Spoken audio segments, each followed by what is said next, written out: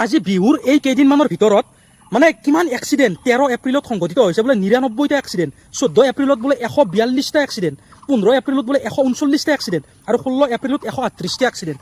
কি মানে আৰু আপোনালোকেতো গমেই পায় যে বৰ্তমান নিউজ খুলবাই নোৱাৰি, খালি এটাই নিউজ শুনা পাম ডেইলি বুলি ক'লেও ভুল নহয়, আৰু সেইটো হৈছে এক্সিডেণ্ট। চাৰিওফালে খালি এক্সিডেণ্ট, কিন্তু এক্সিডেণ্টটো কোনেও কৰিম বুলি নকৰে। এক্সিডেণ্ট হঠাৎ হৈ যোৱা বস্তু, গতিকে কোনো কৰিম বুলি এক্সিডেণ্ট নকৰে। কাৰোতো মৰিব ইচ্ছা নাই, সকলোৰে জীৱনটো বহুত মৰমৰ আৰু বহুত সপোন আছে।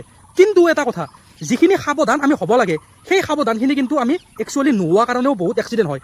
যিখিনি আমাৰ হাতত আছে সেইখিনিতো আমি কৰিব পাৰোঁ, তাৰ পিছতো যদি এক্সিডেণ্ট হয় সেইটো ভগৱানৰ ওপৰত।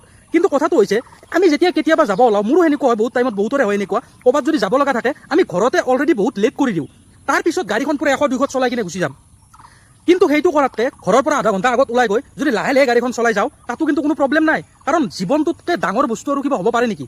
জীৱনটোতকৈ মূল্যৱান বস্তু আৰু কিবা আছে নেকি? কিমান দুখ লগা ঘটনা যে নিউজটো খুলিলে আজি গুৱাহাটীত এক্সিডেণ্ট, কালি বোলে অমুকত এক্সিডেণ্ট, কালি বোলে তামুকত এক্সিডেণ্ট। ভাবক কিমান তাত টোটেল বোলে বিহুৰ কেইদিনৰ ভিতৰতে বোলে 518টা এক্সিডেণ্ট। 518।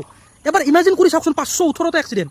কিমান মানুহৰ ক্ষতি হৈছে এক্সিডেণ্টত, কাৰ ঘৰৰ ল'ৰা কাৰ ঘৰৰ ছোৱালী নোহোৱা হৈ গৈছে। গতিকে এবাৰ নিজৰ কথা ভাবক, নিজৰ পৰিয়ালটোৰ কথা ভাবক, আৰু যিখিনি সাৱধানতা অৱলম্বন কৰিব লাগে আমাৰ হাতত যিখিনি আছে সেইখিনি আমি কৰোঁ। গাড়ী লাহে লাহে চলাওঁ, দৰকাৰ হৈছে ক'ৰবাত যাব লগা আছে ঘৰৰ পৰা আধা ঘণ্টা আগত ওলাই যাওঁ। আমি সাৱধান হোৱাৰ পিছতো যদি এক্সিডেণ্ট হয় সেইটো হৈছে বিধিৰ লিখন, যিটো আমি কেতিয়াও খণ্ডন কৰিব নোৱাৰোঁ। কিন্তু আমাৰ হাতত থকাখিনিও যদি আমি নকৰোঁ সেইটো কিন্তু পাপ হ'ব। কাৰণ এটাই জীৱন, সকলোৰে মনত বহুত আশা আছে, আৰু আমাৰ আশাটো অকল আমাৰে নহয়, আমাক লৈ আৰু বহুতৰ মানে আমাৰ জীৱনটোৰ লগত আৰু বহুকেইটা জীৱন জড়িত হৈ আছে।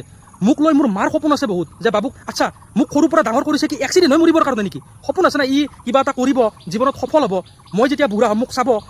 এনেকুৱাকৈ সকলোৰে মাক দেউতাকৰ, নিজৰ গাৰ্লফ্ৰেণ্ডৰ, কিছুমানৰ ৱাইফৰ, সকলোৰে আশা আকাংক্ষা বহুত আছে মানুহ এজনক লৈ। গতিকে এনেকুৱা নকৰিব।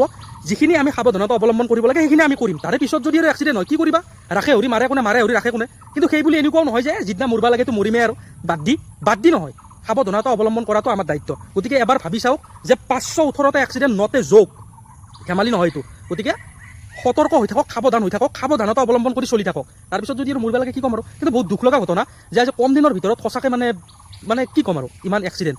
গতিকে ভালে থাকক, কুশলে থাকক, আপোনালোকক ভগৱানে ভালে ৰাখক আৰু ময়ো যাতে ভালে থাকোঁ। কিন্তু অকণমান গাড়ী চাড়ী চলাওঁতে, ৰাস্তা ঘাট ওলোৱা সোমোৱা কৰোঁতে অকণমান চাৰিওফালে চাই চিতি আৰু সাৱধান হৈ চলিব। ধন্যবাদ। জয় অসম, জয় জুবিন দা।